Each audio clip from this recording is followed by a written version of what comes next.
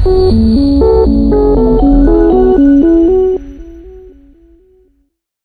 Hello welcome to my channel Stephens interactive English. ఈరోజు మనము direct speech and indirect speech యొక్క rules, వాటి యొక్క డెఫినేషన్, మనము డైరెక్ట్ స్పీచ్ నుంచి ఇండైరెక్ట్ స్పీచ్కి ఎలా ఒక సెంటెన్స్ని మనం కన్వర్ట్ చేయాలి. మనం ఒక సెంటెన్స్ని డైరెక్ట్ స్పీచ్ నుంచి ఇండైరెక్ట్ స్పీచ్ కన్వర్ట్ చేయాలి అంటే ఖచ్చితంగా కొన్ని రూల్స్ అనేటువంటివి ఉంటాయి. ముందు మనం ఆ రూల్స్ ఏంటివి అనేటువంటి చదువుకున్న తర్వాత కొన్ని సెంటెన్సెస్ని మనము కన్వర్ట్ చేద్దాం. ఇది డిఎస్సి వాళ్ళకి ఉపయోగపడుతుంది. అదేవిధంగా టెట్ డిఎస్సి వాళ్ళకి ఆంధ్ర అయినా తెలంగాణ అయినా అందరికీ కూడా ఇది ఉపయోగపడడం అనేటువంటి జరుగుతుంది. అదేవిధంగా తెలంగాణలో ఉన్నటువంటి టెక్స్ట్ బుక్లో ఉన్నటువంటి ఒక direct speech indirect speech questions ఏవైతే ఉన్నాయో వాటిని కూడా మనం కన్వర్ట్ చేసే ప్రయత్నం చేద్దాం. ఏ పేజ్ నెంబర్ నుంచి ఏ క్వశ్చన్స్ ఉన్నాయో వాటిని ఎలా కన్వర్ట్ చేయాలి, వాటి యొక్క ఆన్సర్స్ ఏంటి అనేటువంటిది కూడా నేను వివరించడం జరుగుతుంది. సో మొదటగా మనము డైరెక్ట్ స్పీచ్ ఇండైరెక్ట్ స్పీచ్ యొక్క డెఫినేషన్ ఏంటి అనేటువంటిది ఈరోజు మనము చూద్దాం. ఓకే, చూడండి ఇక్కడ. So direct speech and indirect speech, మనకి direct speech and indirect speech అనేటువంటి టాపిక్ మనకు రావాలి అంటే ఖచ్చితంగా మనకి టెన్సెస్ అనేటువంటిది వచ్చి ఉండాలి. ఆల్రెడీ నేను వీడియో చేశాను, ఆ యొక్క టెన్సెస్ మీరు చూడాలి. ఖచ్చితంగా టెన్సెస్ రాకపోతే మనము డైరెక్ట్ స్పీచ్ నుంచి ఇండైరెక్ట్ స్పీచ్కి మనము మార్చలేము. సో అవి ఖచ్చితంగా మీరు నేర్చుకొని ఉండాలి. ఓకేనా, చూడండి. ఫస్ట్ మనం డెఫినేషన్ చూద్దాం. సో డైరెక్ట్ స్పీచ్ అంటే ఏంటిది, ఇండైరెక్ట్ స్పీచ్ అంటే ఏంటిది అనేటువంటి చూద్దాం. చూడండి, ఇక్కడ డైరెక్ట్ స్పీచ్ అంటే ఏంటి, what is the definition of direct speech? Here is the definition. If a person words are spoken to the others directly is called direct speech. ఏంటంట, if a person words are spoken to the others directly is called direct speech. అంటే ఒక వ్యక్తి ఇంకొక వ్యక్తితోటి డైరెక్ట్గా మాట్లాడితే అది direct speech అవుతుంది. నేను మీతోటి డైరెక్ట్గా మాట్లాడినట్లయితే దాన్ని మనము డైరెక్ట్ స్పీచ్ అంటాం. అదే కదా మనం ఇక్కడ చెప్పాం, directly a person words are spoken to the others డైరెక్ట్గా వ్యక్తితో మాట్లాడినట్లయితే దాన్ని మనం ఏమంటాం, డైరెక్ట్ స్పీచ్ అని అంటాం. ఓకేనా, చూద్దాం ఇప్పుడు ఎగ్జాంపుల్. అంటే డైరెక్ట్ స్పీచ్ యొక్క ఎగ్జాంపుల్ ఏ విధంగా ఉంటుంది అనేటువంటిది మనం ఇక్కడ చూద్దాం. He said to me you are a clever. He said to me you are a clever. అతను ఎవరితో మాట్లాడుతుండు, హీ సెడ్ టు మీ, అతను నాతో మాట్లాడుతుండే, డైరెక్ట్ నాతో మాట్లాడుతుంది కదా.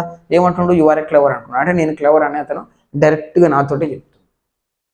So that is called direct speech sentence.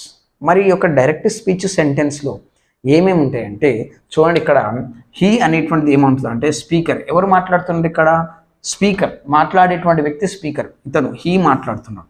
Okay, ఇక్కడ సెడ్ టు అనేటువంటిది ఏదైతే ఉందో దీన్ని మనము రిపోర్టింగ్ వెర్బ్ అంటాం. దీన్ని ఏమంటాం మనము, రిపోర్టింగ్ వెర్బ్ అని అంటాం. అందుకే ఆర్ వెర్బ్ అని రాసిన దీన్ని రిపోర్టింగ్ వెర్బ్ అంటాం. ఇక్కడ మీ అనేటువంటిది ఏంటిది అంటే లిజనర్. ఇతను మాట్లాడుతుండే, ఎవరితో మాట్లాడుతుండో, నాతోటి మాట్లాడుతుండు. అంటే నేను వింటున్నా కాబట్టి ఇక్కడ ఏమవుతుంది, లిజనర్ అవుతుంది. సో ఇక్కడ మరి తర్వాత ఇక్కడ ఇన్వర్టెడ్ కామర్స్లో ఉన్నటువంటి దాన్ని మనం ఏమంటామంటే రిపోర్టెడ్ స్పీచ్ సెంటెన్స్ అంటాం. ఏమంటాం దీన్ని, రిపోర్టెడ్ స్పీచ్ సెంటెన్స్ అంటాం. దీన్ని మనము ఇంకా డైరెక్ట్ స్పీచ్ సెంటెన్స్ అని కూడా మనము అనొచ్చు. సో ఇక్కడ డైరెక్ట్ స్పీచ్ సెంటెన్స్లో there should be two sentences. రెండు సెంటెన్స్ ఉంటాయి. ఇదంతా ఒక సెంటెన్స్, ఇదంతా ఒక sentence. Two sentences are separated by comma. ఈ రెండు కూడా దేంతో సపరేట్ చేయబడిందమ్మా, ఇక్కడ కామా ఉంది చూసారా, ఈ కామాతో సపరేట్ చేయబడింది. సో ఫస్ట్ ఉన్నటువంటి సెంటెన్స్ ఏమంటామంటే రిపోర్టింగ్ వెర్బ్ సెంటెన్స్ అంటాం. రిపోర్టింగ్ వెర్బ్ సెంటెన్స్ అంటాం. సెకండ్ ఉన్నటువంటి దాన్ని ఏమంటాం, కామా తర్వాత ఉన్నటువంటి దాన్ని రిపోర్టెడ్ స్పీచ్ సెంటెన్స్ అంటాం. ఏమంటాం, రిపోర్టెడ్ స్పీచ్ సెంటెన్స్ అని అంటాం. సో ఈ రిపోర్టెడ్ స్పీచ్ సెంటెన్స్ అనేటువంటిది దేంట్లో ఉండాలంట, ఇగో ఇన్వర్టెడ్ కామర్స్లో ఉండాలి. దేంట్లో ఉండాలి, ఇన్వర్టెడ్ కామర్స్లో ఉండాలి. డైరెక్ట్ స్పీచ్ సెంటెన్స్ ఎప్పుడు కూడా ఇన్వర్టెడ్ కామర్స్లోనే ఉంటుంది. ఓకేనా, సో ఇన్వర్టెడ్ కామర్స్లో ఉంది అంటే ఖచ్చితంగా అది డైరెక్ట్ స్పీచ్ సెంటెన్స్ అవుతుంది. చూడండి ఇక్కడ మరి ఈ ఇన్వర్టెడ్ కామర్స్లో ఉన్నటువంటి first letter of the first word in inverted commas should be capital. అంటే మొదటి పదంలోని, అంటే ఇన్వర్టెడ్ కామర్స్లో ఉన్నటువంటి మొదటి పదంలోని మొదటి లెటర్, అంటే ఫస్ట్ వర్డ్లోనే first letter should be capital అయి ఉండాలి. అంటే ఇందులో ఇన్వర్టెడ్ కామర్స్ ఇదే కదా ఉన్నది. ఇందులో ఫస్ట్ వర్డ్ అంటే ఏంటిది, యు.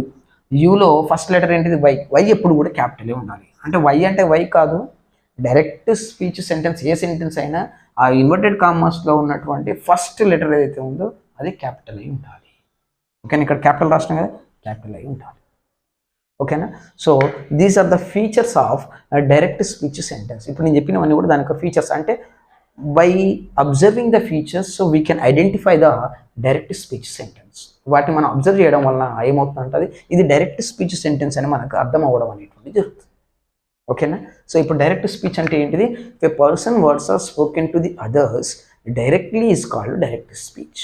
ఒక వ్యక్తి యొక్క మాటలు ఇంకో వ్యక్తితో డైరెక్ట్గా మాట్లాడితే దాన్ని మనము డైరెక్ట్ స్పీచ్ అంటాం. ఓకేనా. నెక్స్ట్ చూడండి ఇక్కడ indirect speech. You see here the definition is very very important. If you understand the definition then it is very easy to convert from direct speech to indirect speech. మనకి ఎప్పుడైతే డెఫినేషన్ని మనం ప్రాపర్గా అర్థం చేసుకుంటామో అప్పుడే మనం ఒక సెంటెన్స్ నుంచి ఇంకో సెంటెన్స్ కన్వర్ట్ చేయడం అనేటువంటిది ఈజీ. ఎందుకంటే ఎవరితో మాట్లాడుతారు అనేటువంటిది ఇక్కడ చాలా చాలా ఇంపార్టెంట్.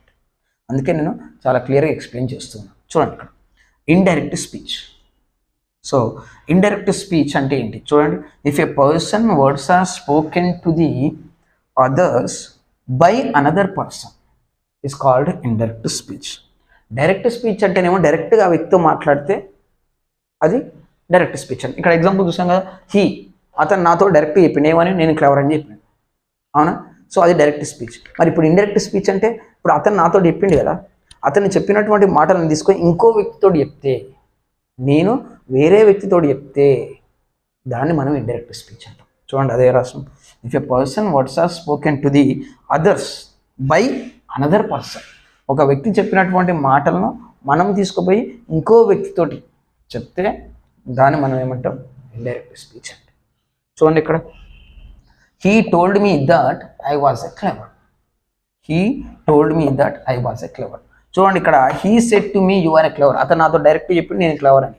ఇప్పుడు నేనేం చేస్తున్నా, అతను చెప్పినటువంటి మాటలను నేను వేరే వ్యక్తితో చెప్తున్నా. ఏమని చెప్పాలి, నేను క్లెవర్ అని చెప్పిండు అని చెప్పుకోవాలి, అంతే కదా. చూడండి హీ టోల్డ్ మీ, అతను నాతో చెప్పిండు ఏమని, that I was a clever, నేను క్లెవర్ అంట. ఎవరు చెప్పారు, అతను చెప్పిండు నేను క్లెవర్ అంట అని నేను వేరే వ్యక్తితో చెప్తున్నా.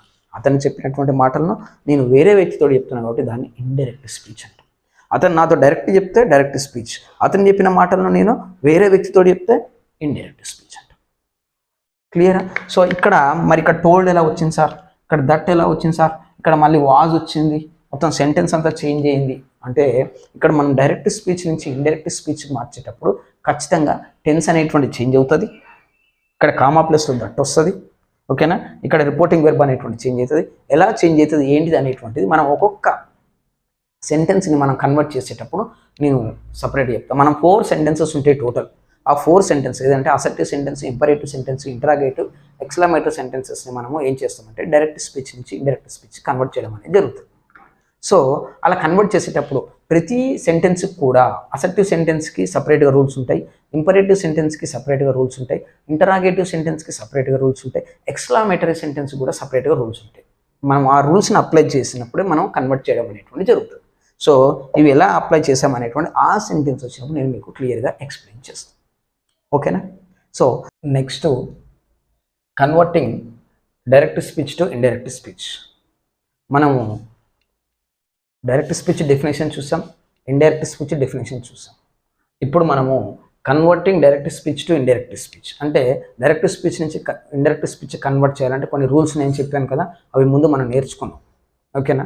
సో ఏమేమి ఉంటాయి దాంట్లో అనేటువంటి, దాని తర్వాత మనము ఎలా కన్వర్ట్ చేయాలనేటువంటి కొన్ని ఎగ్జాంపుల్స్ చూద్దాం. చూడండి ఇప్పుడు ఫస్ట్ వన్, ఇందులో ఏంటిదంటే the tense of the reported speech is changed as given below. అంటే మనము డైరెక్ట్ స్పీచ్ నుంచి ఇండైరెక్ట్ స్పీచ్కి చేంజ్ చేసేటప్పుడు మనం ఒక ఎగ్జాంపుల్ చూసాం కదా, అందులో ఐ వాజ్ ఎ క్లెవర్ అని. సో అక్కడ ఐ వాజ్ ఎట్లా వచ్చింది అంటే ఆ రిపోర్టెడ్ ఇన్వర్టెడ్ కామర్స్లో ఉన్నటువంటి దాన్ని మనము కన్వర్ట్ చేసేటప్పుడు ఆ టెన్స్ యొక్క రిపోర్టెడ్ స్పీచ్ ఏదైతే ఉందో దాని యొక్క టెన్స్ అనేటువంటి చేంజ్ అవుతుంది. సో చూడండి ఎలా చేంజ్ అవుతుంది అంటే direct speech and indirect speech. Direct స్పీచ్లో ఆ యొక్క ఇన్వర్టెడ్ కామర్స్లో ఉన్నటువంటి ఒక సెంటెన్స్ ఏదైతే ఉందో అది సింపుల్ ప్రెజెంట్ టెన్స్లో ఉంటే దేనిలోకి మార్చాలి, మనము సింపుల్ పాస్ట్ టెన్స్లోకి మార్చాలి. దేనిలోకి మార్చాలి, సింపుల్ పాస్ట్ టెన్స్లోకి మార్చాలి. ప్రెజెంట్ కంటిన్యూస్ టెన్స్లో ఉంటే పాస్ట్ కంటిన్యూస్ టెన్స్లోకి మార్చాలి. ప్రెజెంట్ పర్ఫెక్ట్ టెన్స్లో ఉంటే పాస్ట్ పర్ఫెక్ట్ టెన్స్లోకి మార్చాలి. ప్రెజెంట్ పర్ఫెక్ట్ కంటిన్యూస్ టెన్స్లో ఉంటే పాస్ట్ పర్ఫెక్ట్ కంటిన్యూస్ టెన్స్లోకి మార్చాలి. చూడండి, సింపుల్ పాస్ట్ టెన్స్లో ఉంటే పాస్ట్ పర్ఫెక్ట్ టెన్స్లోకి మార్చాలి. దేనిలోకి మార్చాలి? సింపుల్ పాస్ట్ టెన్స్లో ఉంటే పాస్ట్ పర్ఫెక్ట్ టెన్స్లోకి మార్చాలి. పాస్ట్ కంటిన్యూస్ టెన్స్లో ఉంటే పాస్ట్ పర్ఫెక్ట్ కంటిన్యూస్ టెన్స్లోకి మార్చాలి. పాస్ట్ పర్ఫెక్ట్లో ఉంటే సేమ్ మళ్ళీ పాస్ట్ పర్ఫెక్ట్ టెన్స్లోకి మార్చాలి. చూడండి, ఇక్కడ సింపుల్ పాస్ట్ టెన్స్ వచ్చిన పాస్ట్ పర్ఫెక్టే, పాస్ట్ పర్ఫెక్ట్ వచ్చిన పాస్ట్ పర్ఫెక్ట్లోకే మార్చాలి. ఆ ఎగ్జాంపుల్ వచ్చిన రోజు నేను చెప్తాను మీకు ఎట్లా. పాస్ట్ పర్ఫెక్ట్ కంటిన్యూస్ టెన్స్ వస్తే పాస్ట్ పర్ఫెక్ట్ కంటిన్యూస్ టెన్స్లోకే మార్చాలి. నెక్స్ట్ ఫ్యూచర్ టెన్స్లో వస్తే ఫ్యూచర్ టెన్స్లోకే మార్చాలి. కానీ ఫ్యూచర్ టెన్స్లో ఉన్నటువంటి హెల్పింగ్ వెబ్స్ ఏవైతే ఉన్నాయో, విల్లు, షెల్, కెన్ ఉన్నాయి కదా, ఈ విల్లు వచ్చినప్పుడు అంటే helping verbs in past tense. ఫ్యూచర్లోకే మార్చాలి, కానీ హెల్పింగ్ వెబ్స్ ఏవైతే ఉన్నాయో వాటిని మాత్రం పాస్ట్ టెన్స్లో రాయాలి. అంటే విల్లు వుడ్ అవుతుంది, షెల్ షుడ్ అవుతుంది, కెన్ కుడ్ అవుతుంది, మే మైట్ అవుతుంది, అలా రాయాలి. చూడండి ఇక్కడ. So converting direct speech to indirect స్పీచ్లో this table is very very important. ఖచ్చితంగా మనం ఈ టేబుల్ బై హార్ట్ చేసుకో. అందుకే నేను ఏమన్నానంటే డైరెక్ట్ స్పీచ్ డైరెక్ట్ స్పీచ్ నుంచి ఇండైరెక్ట్ స్పీచ్ మార్చేటప్పుడు మనకి ఖచ్చితంగా టెన్సెస్ అనేటువంటి రావాలి. టెన్సెస్ మీదనే డిపెండ్ అయి ఉంటాయి. సో వాటి యొక్క హెల్పింగ్ వెబ్స్ రావాలి, మనకి కన్వర్ట్ చేయడం రావాలి, అప్పుడే మనం కన్వర్ట్ చేయగలం. ఓకేనా? సో ఇది కన్వర్టింగ్ డైరెక్ట్ స్పీచ్ ఇండైరెక్ట్ స్పీచ్లో ఫస్ట్ రూల్. ఇది ఏంటిది? అది మనము రిపోర్టెడ్ స్పీచ్ అనేటువంటి ఎలా చేంజ్ చేయాలంటే ఈ విధంగా చేంజ్ చేయాలి. మీరు ఏం చేస్తారంటే ఈ యొక్క వీడియో వినడమే కాదు, దాన్ని మీరు నోట్స్ రాసుకుంటే మీకు ఈ రూల్స్ని మీరు బై హార్ట్ చేసినప్పుడు చాలా ఈజీగా కన్వర్ట్ చేయొచ్చు. ఇక్కడ చూడడం వల్ల మీరు చూస్తుంటే అర్థమవుతుంది, కానీ తర్వాత మళ్ళీ మీరు కన్వర్ట్ చేసేటప్పుడు కన్ఫ్యూజ్ అవుతారు. ఆ రూల్స్ మీరు బై హార్ట్ చేస్తే ఈజీగా ఉంటుంది. నెక్స్ట్ సెకండ్ రూల్ ఏంటనేటువంటిది మనము చూద్దాం. చూడండి, ఫస్ట్ రూల్ మనం ఆల్రెడీ ఏం చూసాం, మనము reported speech, tense of the reported speech అనేటువంటి ఎలా చేంజ్ చేయాలని చూసాం. ఇప్పుడు సెకండ్ రూల్ చూడండి, when the reported speech is universal truth. ఒకవేళ రిపోర్టెడ్ స్పీచ్ అనేటువంటిది యూనివర్సల్ ట్రూత్ అయితే ఎలా చేంజ్ చేయాలి? The tense is not changed.